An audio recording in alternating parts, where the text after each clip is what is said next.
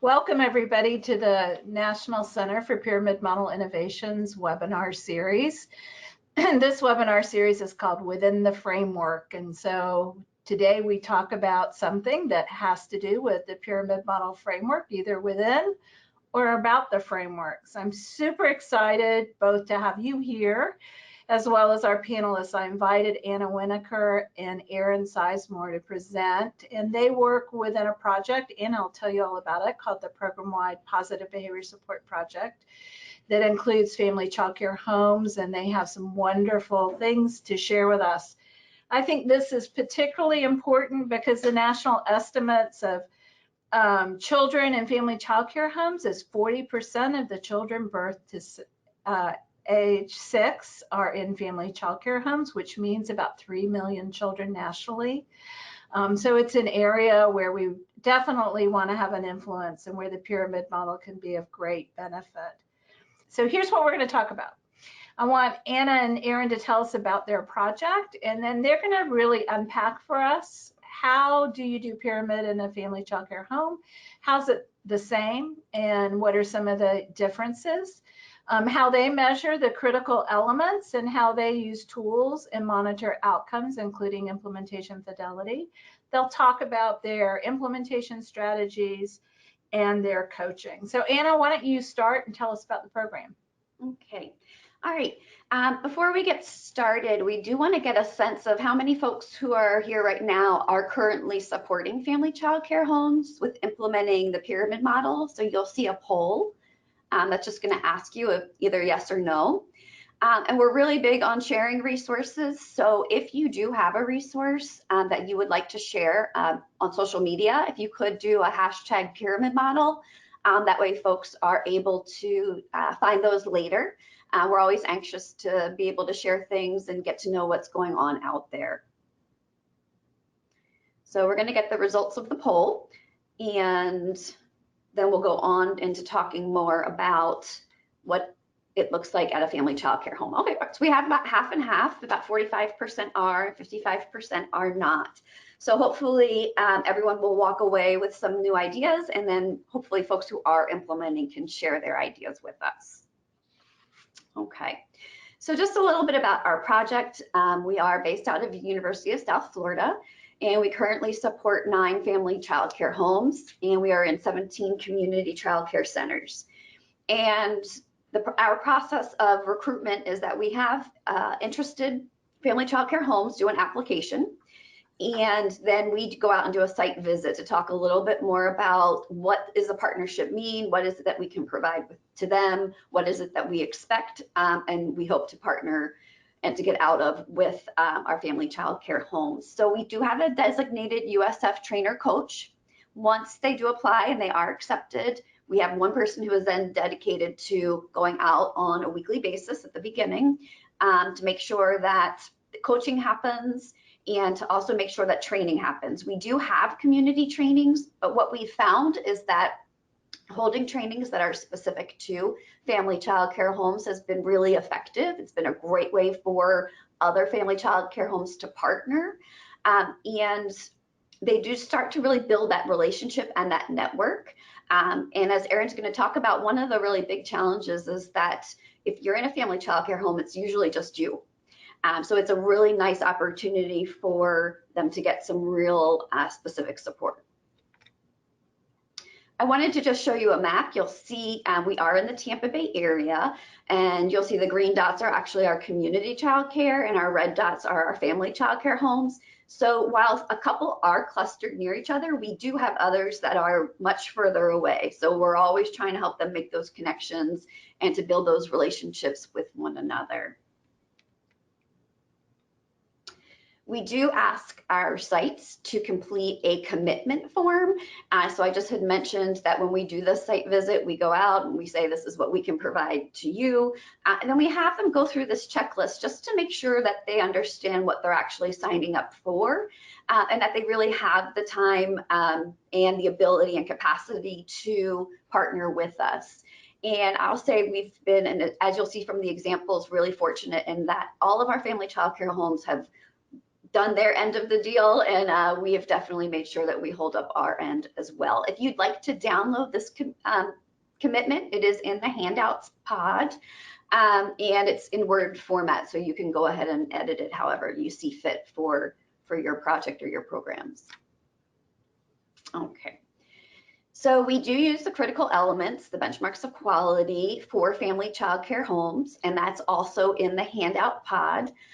They're very similar. I just wanted to sort of list out for you what some of the differences are. So for example, you'll see there's nothing around staff buy-in for family child care homes because largely they are running the show themselves.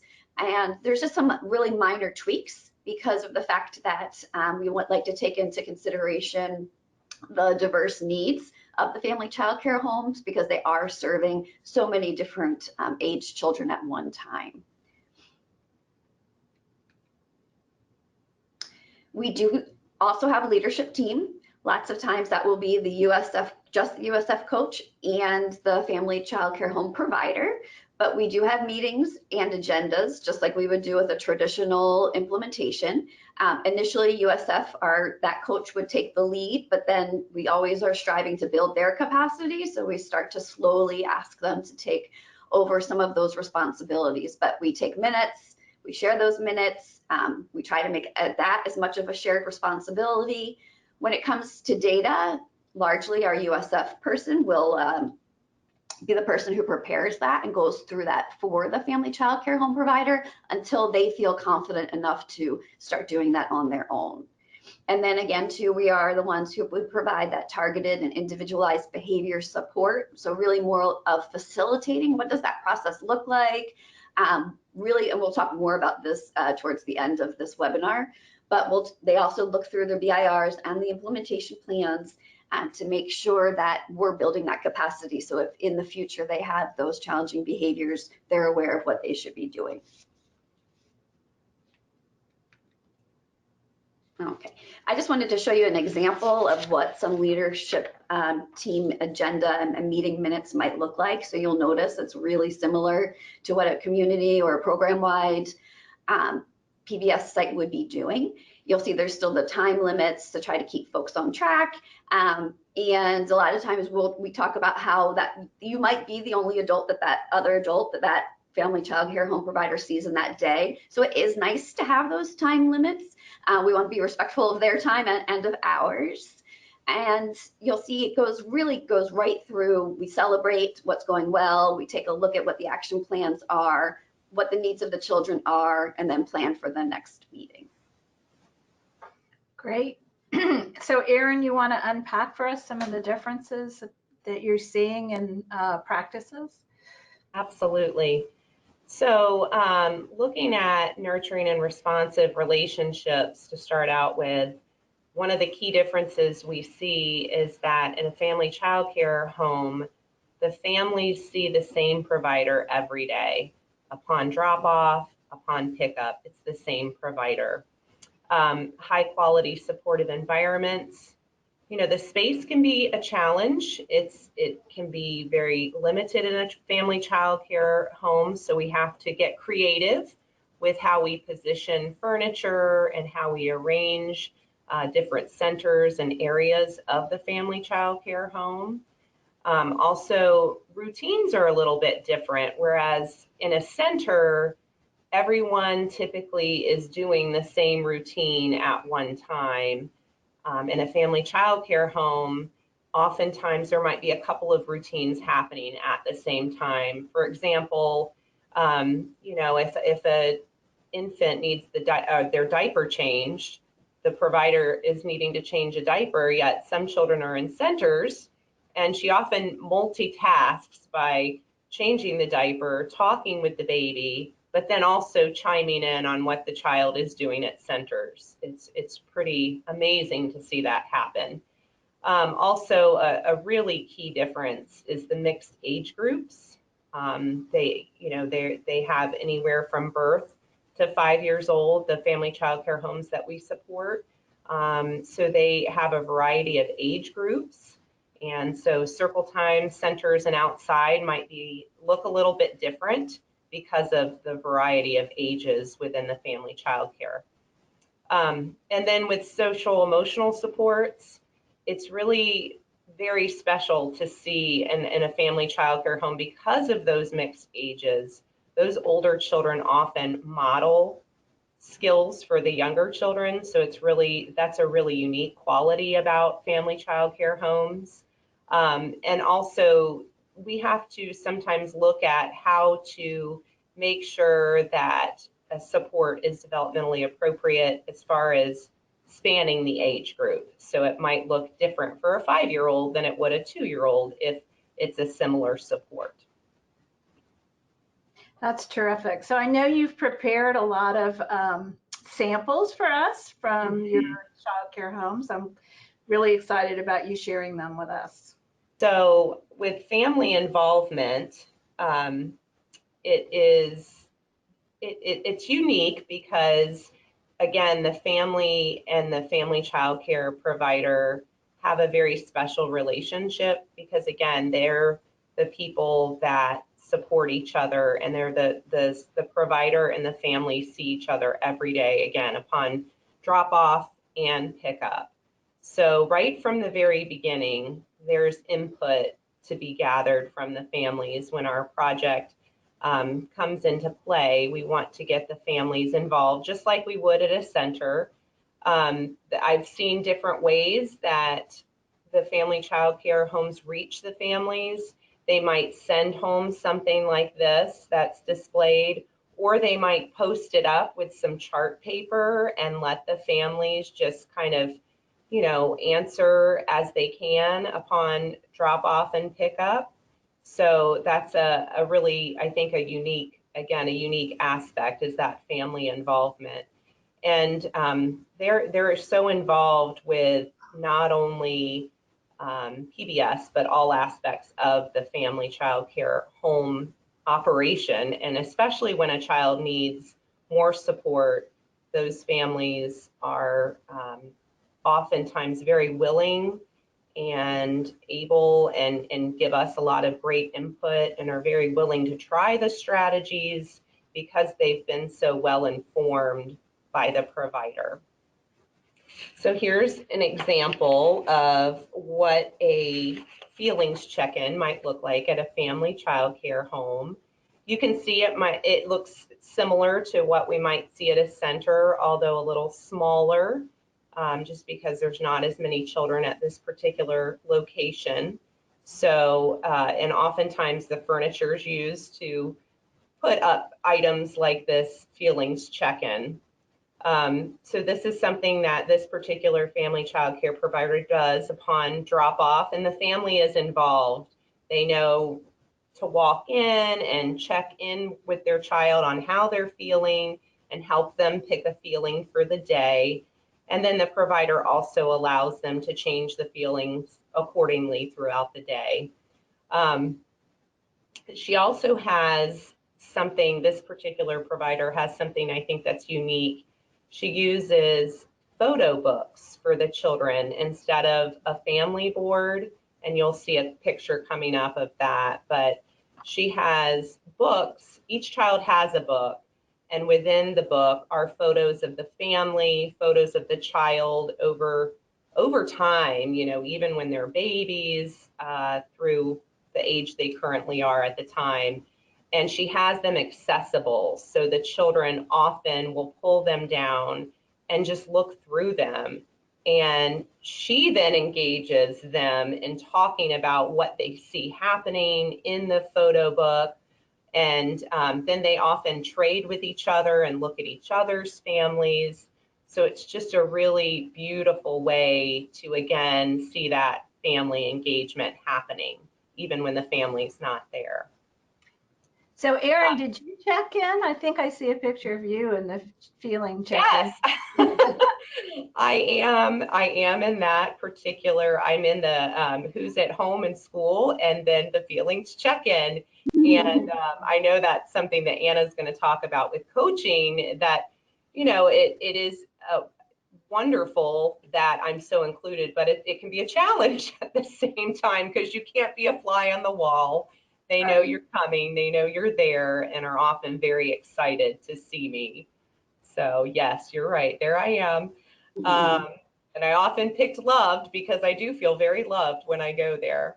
Also, greeting choices are very similar to, a center. There's options that the children can pick, but I can tell you that it's most of the time a hug because they feel so connected with that provider. Here's the example I was talking about with the family photo books. And you can see they're just, very inexpensive little books, and she prints pictures and puts them in there. And again, they just really enjoy that. The other picture is an example of a family child care provider that is just starting out. She just started with us this year, and you can see though she's already giving the parents some information. She's got a backpack series posted because she had just developed her expectations for the family child care and her classroom rules. So the little cue cards next to it are the classroom rules, which I think, again, is a really nice way to connect with the families because they've been hearing about, oh, we have these rules. Well, here they are, and you can reference them and talk to your child. And this is right at the door when you walk in. So something that we do with our project is allow the providers to have a family rollout. And it's kind of like a celebration of our partnership and how excited we are to share our resources about program-wide positive behavior support.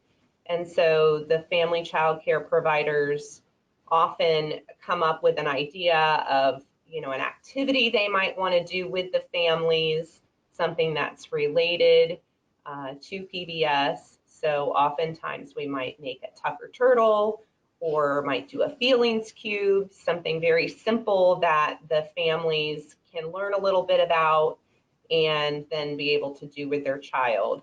So you can see here, this is great because she sent home an invitation, and it's just a handwritten invitation, but it's telling you everything that's going to happen. And she's asking, for people to let her know who's coming so she can get an idea. And she sent this home, but then she posted it on the clipboard as a reminder. And then her presentation board is the picture to the left or to the right. And it just highlighted things that the families would be learning about over time.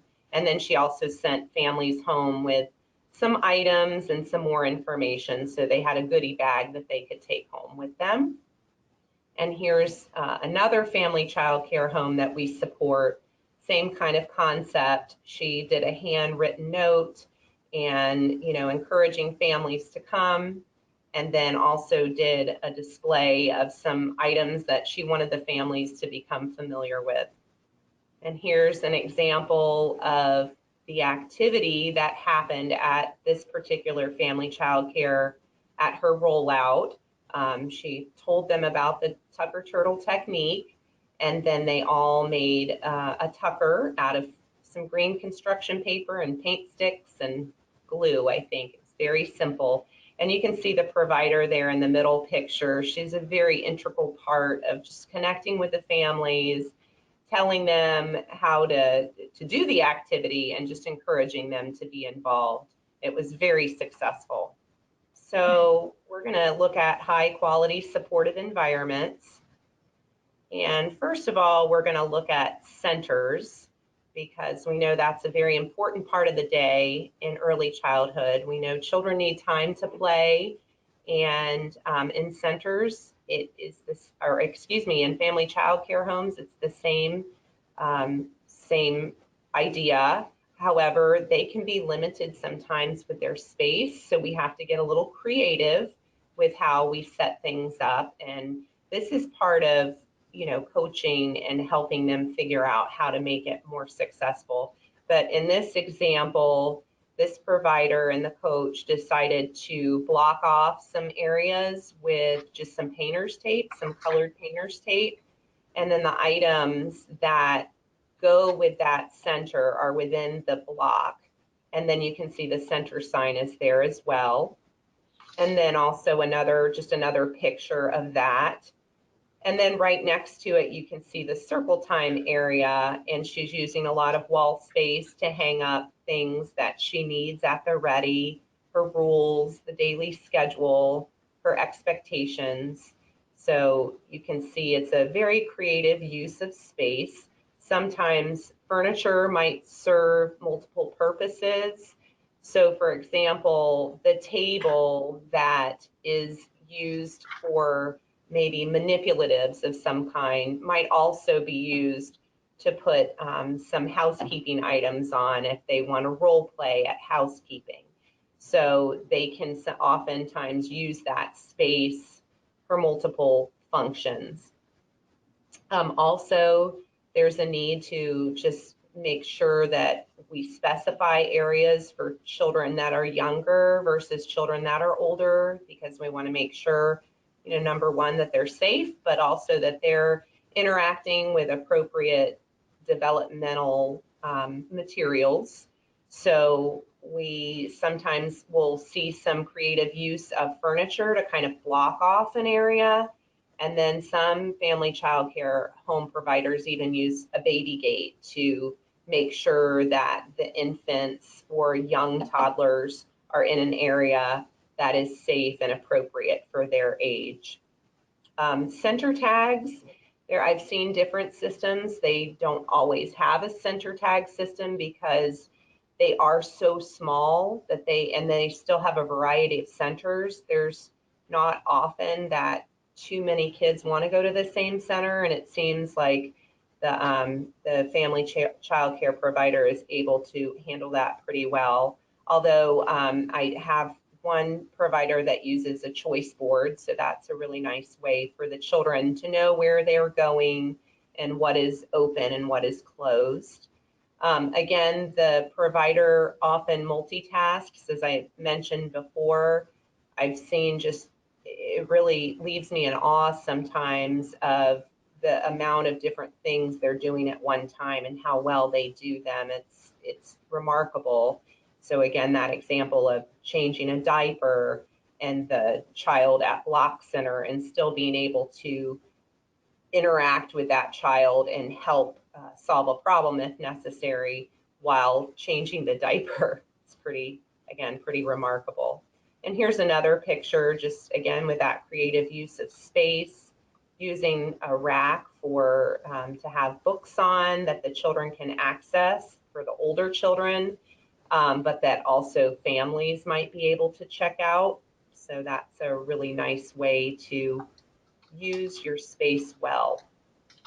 All right, so we have some videos we want to share with you. And in this video, this provider has some really different ages. The little girl that's sitting down that's going to do most of the talking is a preschooler, where the younger children are toddlers. And so they might not be able to sit for as long as she can at circle time. So she's going over the rules and she's letting you know that she knows them. Matt's gonna hold Pete, I'm gonna hold Ramil. That's good? Okay, we ready. Okay. It's upside down. It's up now. Okay. You listen with what? Ears. Good, I have ears. Okay, I'm sorry.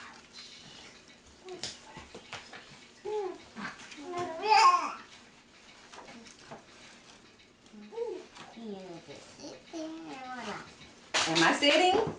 Am I sitting nicely? Mm-hmm. Good, you are too. I'm I'm just asking so I could be sure. He's sitting nicely. Max.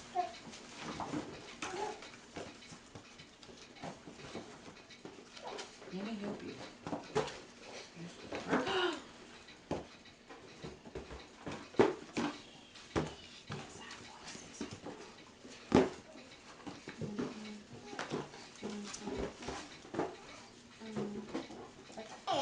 Now, you listen with your ears. Thank you.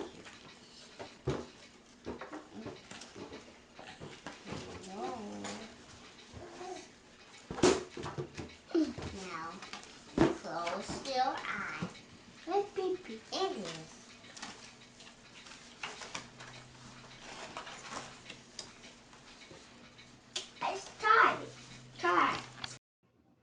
So that was I guess, a perfect example of multitasking right there, as the child was instructing her about the rules.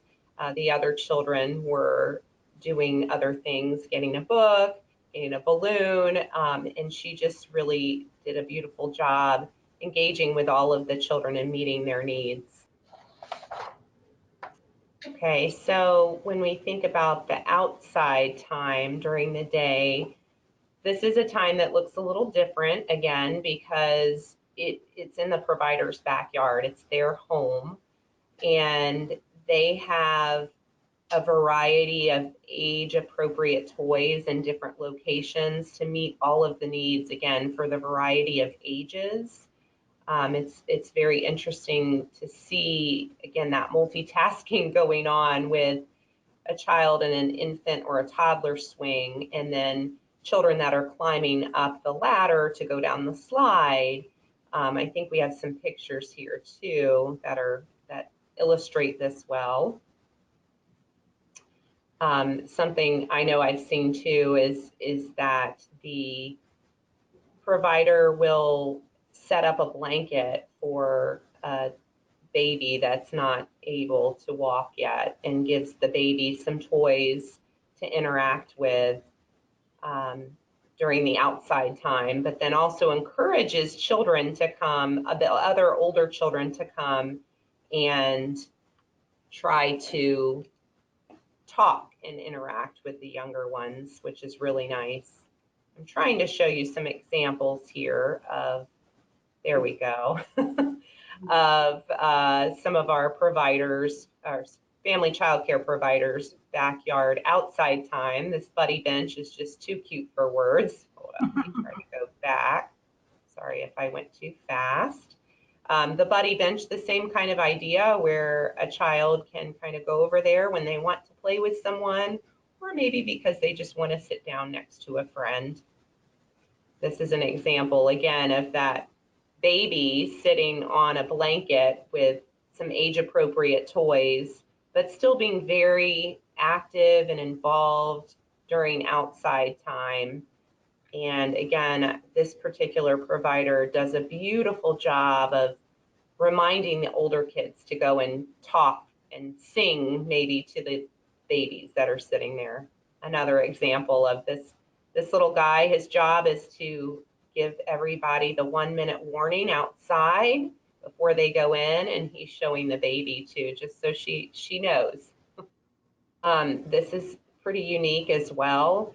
It looks like a car bed frame, that like a toddler bed that this provider has made into an area where, again, the infants or young toddlers can kind of sit during outside time at different periods of time, where she can give them, it's padded, and she can give them some age appropriate toys, but has, again, that ability to interact with the variety of ages that are there. And we'll see a video of this particular provider coming up that's really lovely. Here it is. So this is a great example of how she's just involving all age groups here, even the baby that's not yet talking. She's asking the baby questions, knowing the baby can't answer, but then kind of answers for her or allows someone else to answer, and does just a really nice job of involving everyone. And you'll see some challenging behavior at the end too. Where you want to go, Madison? The beach. The beach. Choo, choo, choo, choo, choo, choo, choo, choo. Where you want to go, Nick, Nick? Choo, choo. You want to go home? Choo, choo. Oh, you got out home. Maybe not want to go home. Choo, choo, choo, choo, choo, choo, choo, choo, choo, choo, choo. Where you want to go, Harmony? Huh? Where Harmony want to go? To the airplane. Oh, she wants to go to the airplane. Choo, choo, choo, choo, choo, choo, choo, choo, choo, choo, choo. You want to play? You want to sit on the train? You can take your ball on the train. You want to take this on the train? Well, let's put this right here and get on the train. Come on.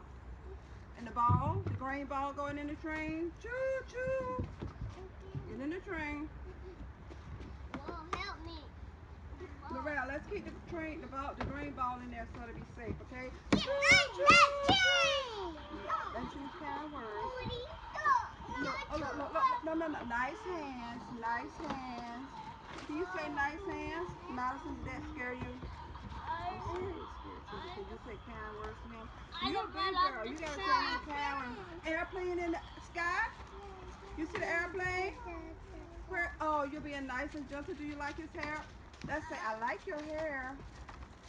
She likes your hair.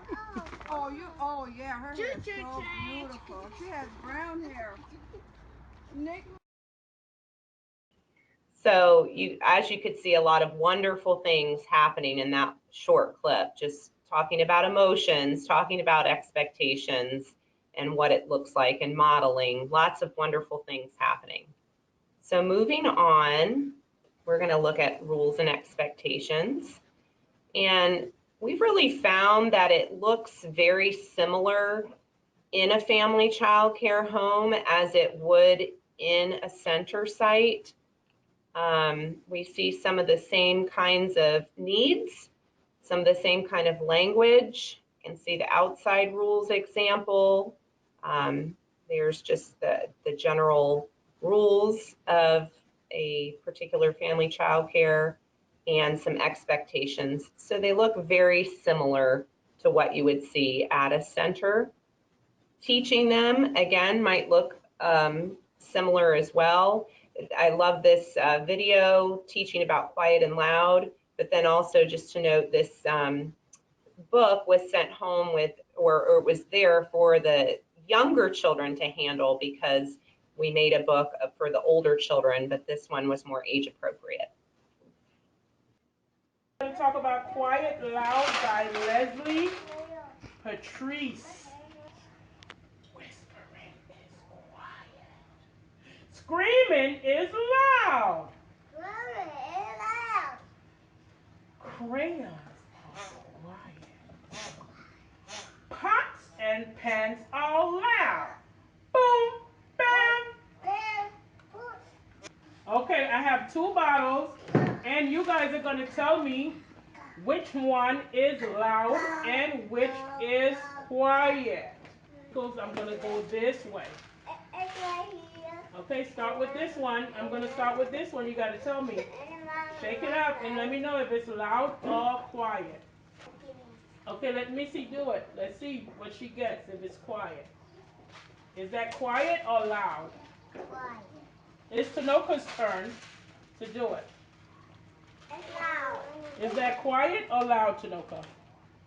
It's quiet. It's quiet, that's right. Thank you. Is that loud or soft?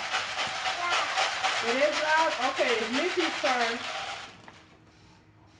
Thank you, we're done with it. Is that loud or soft, Missy?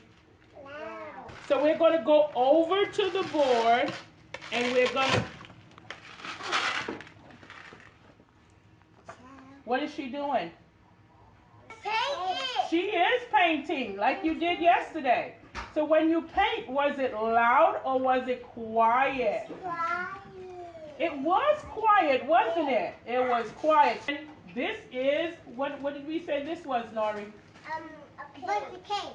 Singing happy birthday? Yeah. Were we loud or were we quiet? We were loud, weren't we? All right, so again, just something that's very similar that you might see in a center as far as teaching expectations and rules. Here's an example. We're going to show another video of these Naptime rules that were put in place by this family child care provider. And this was actually made at one of our family child care home trainings. So that was nice to see her using it.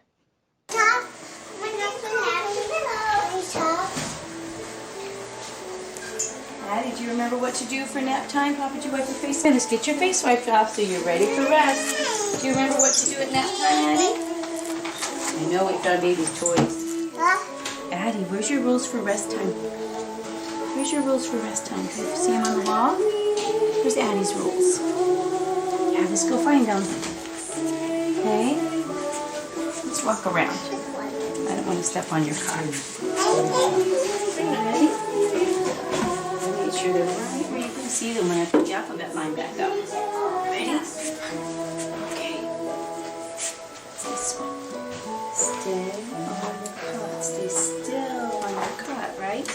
you stay still on your cot?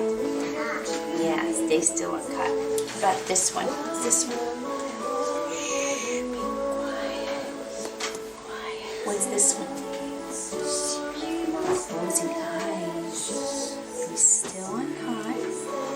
Quiet. Close your eyes.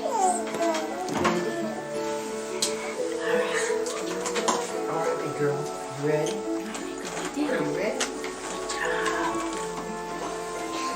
So still, you're so tired, so sleepy.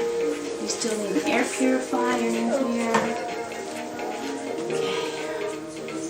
I'm going to turn out the light. What a great example of how to set up nap time for that little one and for others at the family child care, just to review those rules and know what's going to happen before it actually does happen. And you could see she laid right down and was ready to go to sleep. So meals are another time that look a little bit different at a family child care home. You're going to see a variety of seating, maybe in this picture you can see a more toddler kind of high chair. That one baby is in a little rocker, sound asleep, and the other children are in more kid-sized chairs. And obviously the food's going to be a little bit different if a baby is still needing a bottle versus finger foods versus foods using a utensil. Something else I've noticed too is that they tend to have their own plates and cups and utensils. They're not something that are thrown away, they're theirs. So that's something that's really unique. And there seems to be more flexibility as far as we don't have to rush to the next activity if it's taking a little bit of a longer time to eat. Transitions also look a little different because I feel like they're kind of in stages because of the variety of ages. You know, you have to have some children in your arms or maybe in a stroller because they can't yet walk.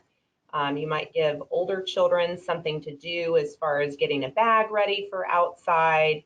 So there's lots of steps to the transition process, but I feel like they do a wonderful job with giving them things to do while they're waiting.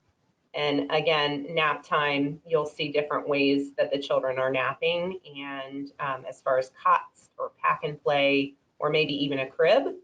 And I see a lot of books at nap time while they're settling down. Ava, how do you feel today? Happy. Happy. I see a smile on Ava's face. Thanks, Ava. Can you show us a happy face? So do that again. I'll see the maps. I can see everything. Thanks, Ava. Ava is happy today. Give Ava a hand, please. Thanks, Ava. Very good. Ava, why are you happy today? You like me? Naomi, I like you too, Ava. Oh, look at Naomi's face. Look at Naomi's face. Naomi has a smile on her face. Is Naomi happy or sad? Can I have, please? Shh. Can I have it back, please? Thank you. Yuyi, siéntate, por favor. Siéntate. Gracias. Okay. Naomi's happy, right? She has a happy face. She has a smile on her face. Wait, please. Naomi has a smile on her face. Gabby, your turn. Thanks for waiting. Oh, that's a really happy face. Look at that. Gabby, how do you feel today? Sit down, please. How do you feel today, Gabby? I'm happy. I happy. You happy? Gabby said, I am happy. Can you show us happy? Wait, please. Yes. Show us your happy face. Show us your happy face, please. Where's happy face? Go all the way around. Thank you.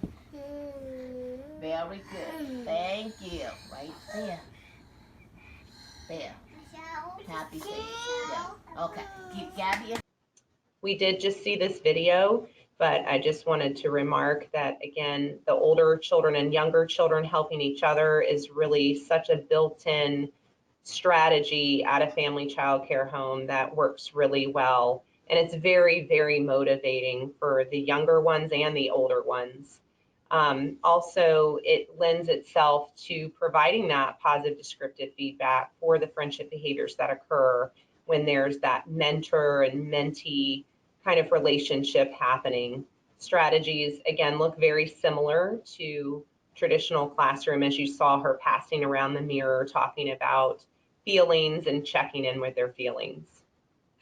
So last but not least, something that we wanted to point out is problem solving might look a little bit different as well, because again, there's just a variety of ages.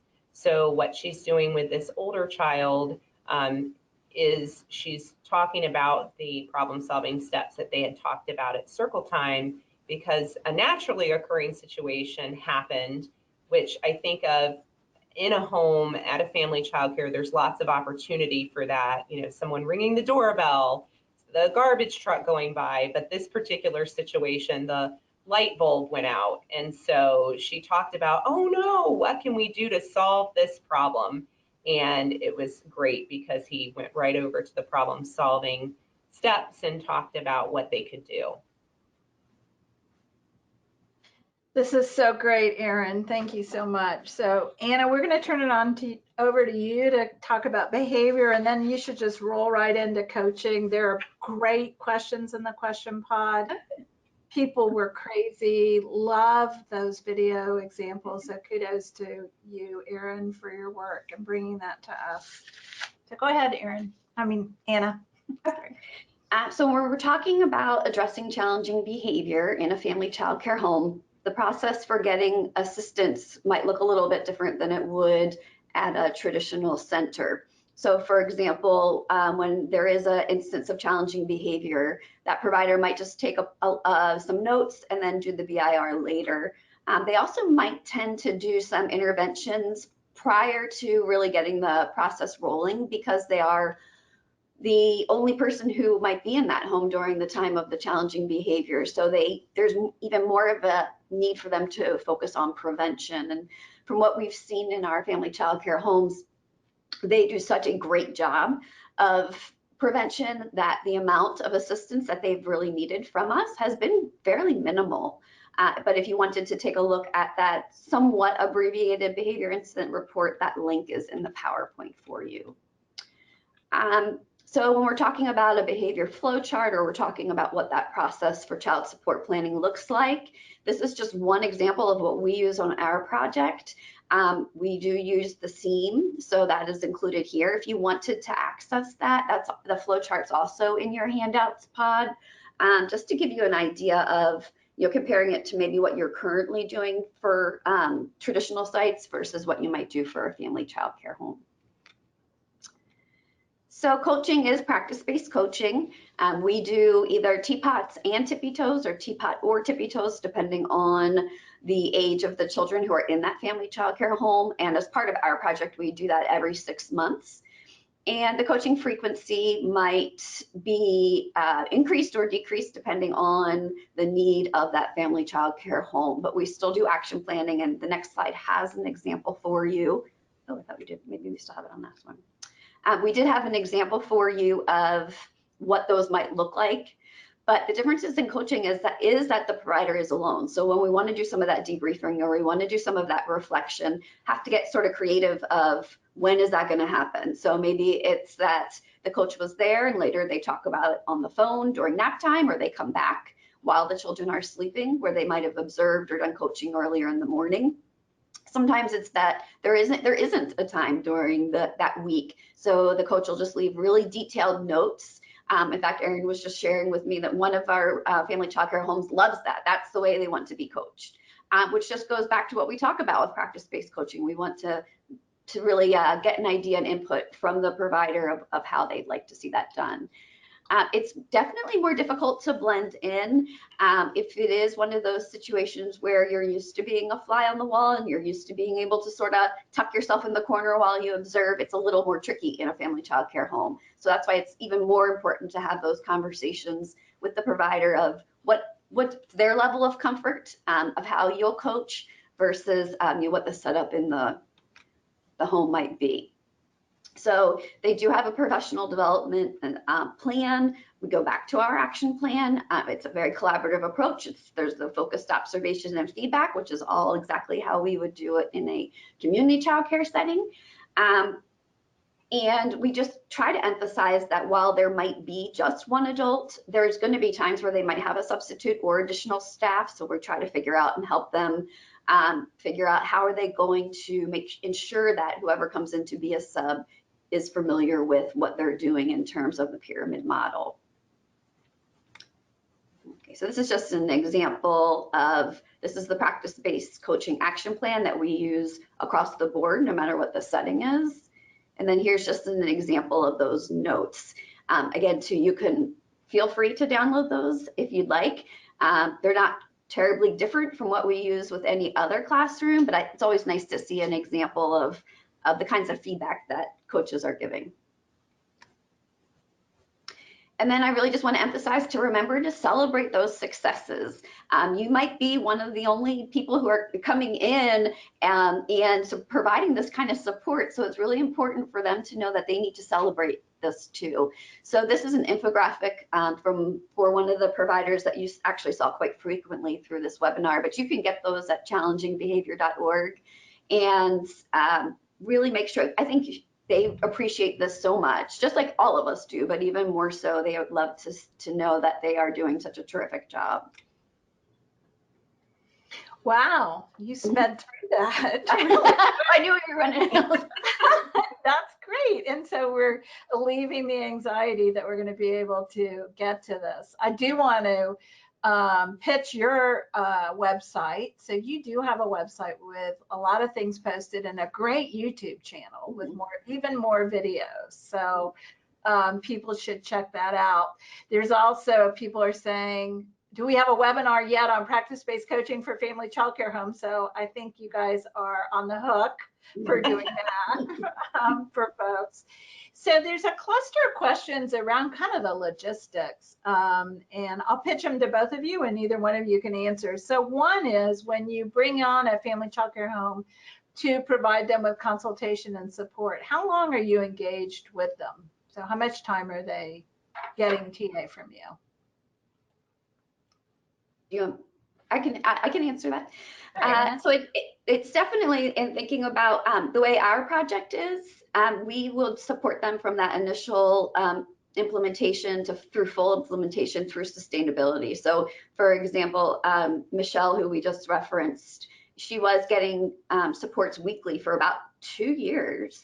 And then we faded back to every other week. But that is a conversation that Erin I should probably let you answer, sat down and had with Michelle to say, what's your level of comfort?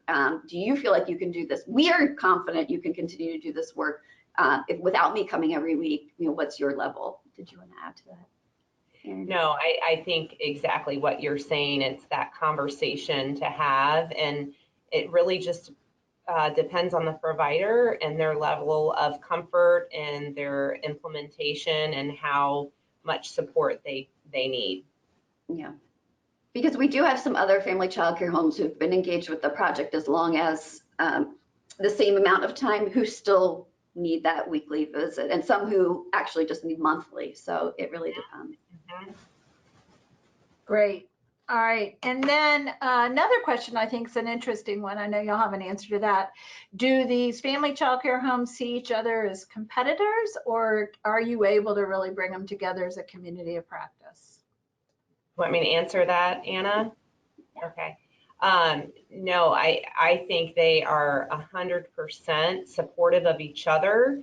In fact, when we bring them together, it's really amazing to see how they share with each other and give each other advice or support. We have, I mean, even within the family child care group that we have, there's a lot of coaching happening within. They will go to each other's houses and get ideas, or meet each other somewhere, call each other. There's definitely a lot of support within the group of providers that we're supporting. Yeah, and for recruitment purposes too, there's associations that meet for family child care homes, and they'll talk us up and talk about what services we provide and really help connect us to some of the family child care homes that I'm not sure we would have connected with otherwise. Yes. Right. So there was, I'm going to close with this last question. And so one of them was, are these family childcare homes, had they done this before? Are they new to all of this? And the other one is, are they getting technical assistance from any other group in the community? So I know I can speak to the technical assistance piece. There are other groups who would provide some supports. It's not the level of coaching around social emotional learning that we provide. And what we've tried really very intentionally to do is to help each of these providers see how it all fits together. So that if they have another group that is providing them some supports, even if it's around literacy, how we can make it fit within our coaching supports. So we never want to feel like one more thing that they have to do. That's great. Good. So I'm going to wrap it up. I have in the pod, people have noted they want the PowerPoint. I think that that's good. We'll post it. We'll get it to you. They want, let's talk about expectations. They want to sample the action plan. So I'm seeing all these things that maybe we didn't think about putting in as handouts. I want to reassure you that we will do that. I'll ask you to hang on so that Sarah can explain how to do the evaluation for this amazing webinar. Thank you, Erin and Anna. People have said this is great and they're so happy to see us pay attention to this topic. So thank you so much for coming and sharing. So Sarah? Thank you. Happy to do it. Yes, thank you so much to all of our panelists for their wonderful insights on this topic. Your feedback is very important to the work that we do. Please remember to provide your feedback on this webinar with our post-webinar survey, which will be coming to you via email in 1 hour. If you don't receive the email, because maybe it got stuck in your spam, or if you are viewing this webinar as a recording, you can also access a survey and certificate of attendance by typing in the web address shown on this slide into your web browser. Your certificate of attendance will appear once you submit your survey. We invite you to visit our website, challengingbehavior.org, to sign up for our upcoming webinars, access recordings, download pyramid model resources, and much more. And now, thank you so much to our funders for making this training possible. This concludes our webinar. Thank you all, and have a great rest of your day.